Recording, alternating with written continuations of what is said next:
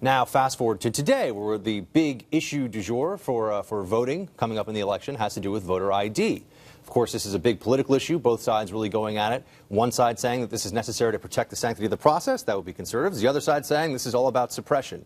So which side is right? Well, some people in this country think that we need to bring the United Nations in to tell us who's correct here. And we are, in fact, going to have about 44 United Nations election monitors. It's really under a group called the Organization for Security Cooperation Europe, the OSCE. Now, they act under a UN charter, so they're sort of under the UN umbrella, but they're not specifically the UN.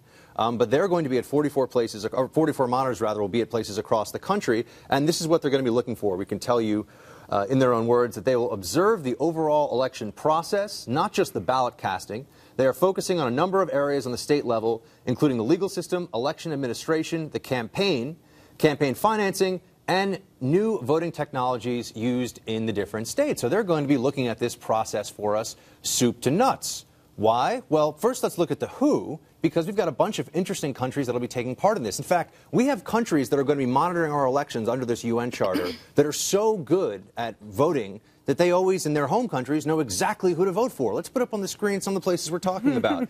Kazakhstan, Uzbekistan, Belarus, Mr. Nursultan Nazarbayev. He's been doing great in elections because he's been winning them since 1991. My friend Islam Karimov. He's a little bit less prolific in his victories. As you can see, they're only 90% of the vote, and he has also been winning since the 90s.